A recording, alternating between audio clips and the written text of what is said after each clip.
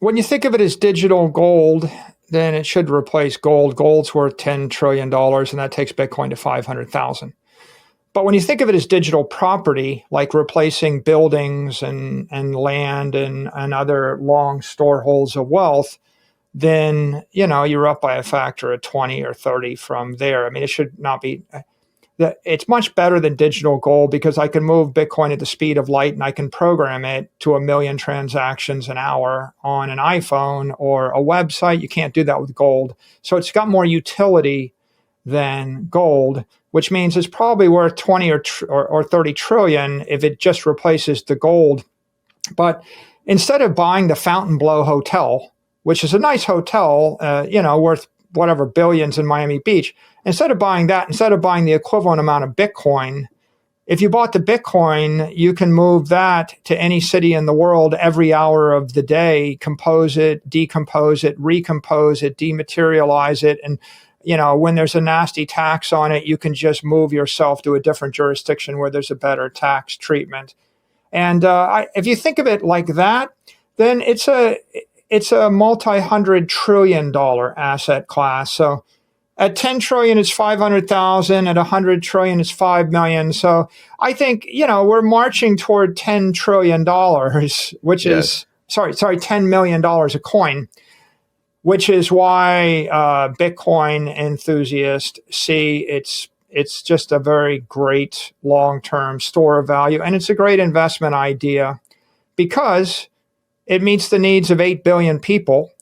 The average person, the middle-class person that drives an Uber or works as a dentist, they can't buy $387 worth of a building in New York City every month as their savings plan, right? A person in Africa can't buy a small share of a nice piece of property. They can't buy $127 worth of a Picasso painting.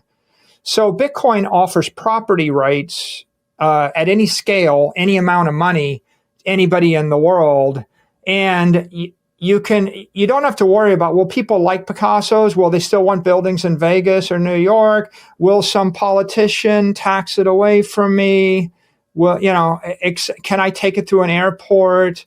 So if you're looking for an egalitarian, utilitarian way for people to save money and protect their life force or protect their economic wealth for the next 100 years, and you are looking for something that's kind of consistent with the mobile wave, Android phones, iPhones, websites, that's truly global, it's more appealing to people in Nigeria and Argentina than it is. When you think of it as you own property, it sounds really good, but you have to fight to maintain that property over 100 years, and your children's children will have to fight to maintain it.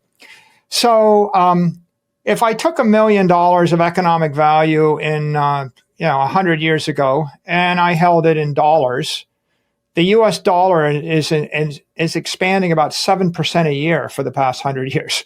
So if you do the math, you find that you lose 99% of the economic value in cash. And that's why nobody in their right mind would put $1 million of cash in a box and put a time lock on it, and in the year 2120 expect their great-grandchildren to open the box and for it to be worth anything. It will be worth nothing.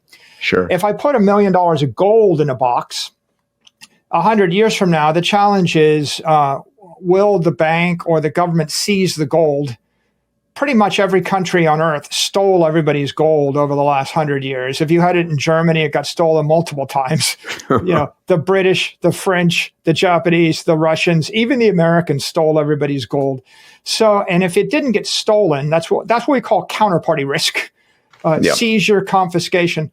If it didn't get stolen, if you increase the gold supply by 2% a year, then you realize the half-life of money in gold, that seems the half-life of energy in a battery.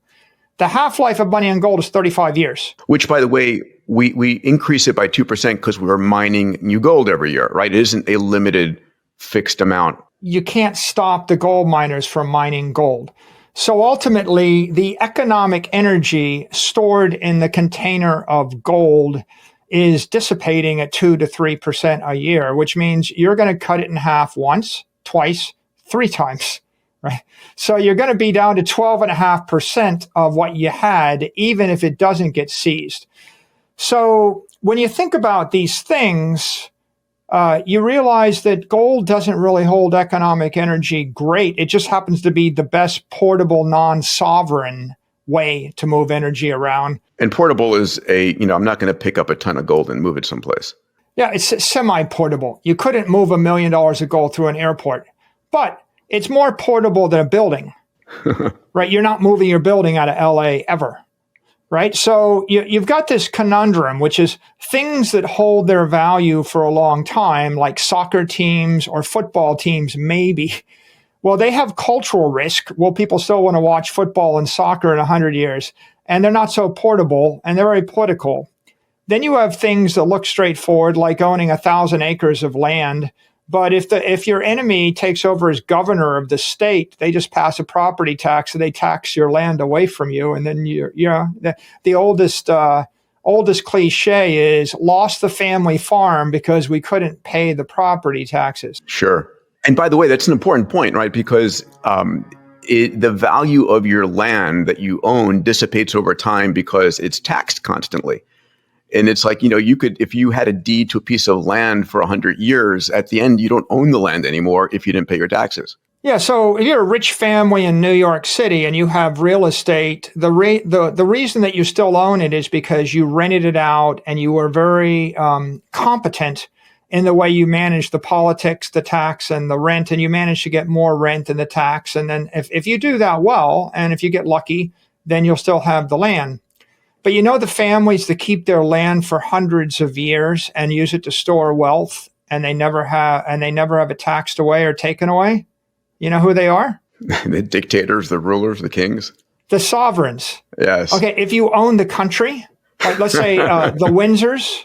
The Windsors, still own the middle of central London, but that's because they kind of own the government, or at least they're politically favored. Or if you go to the Middle East, you go to Dubai, you're a wealthy foreigner. You're like, I think I'll just buy a bunch of beachfront here. No, you're not. They don't sell the good property to foreigners. You have to be a royal in order to own the beach. So many countries, what you find is the sovereigns, they own the land forever in perpetuity and give it to their children's children's children. And the reason they can afford to do it is because there's no tax, because they make the tax law. Thanks for watching The Digital Investor. What do you think of Michael Saylor's prediction? Is Bitcoin the best storehold of value and destined to $10 million a coin? Please let us know down below in the comments. If you have found value in this video, do not forget to like, share and subscribe, so that you'll get notified with similar content. Till next time.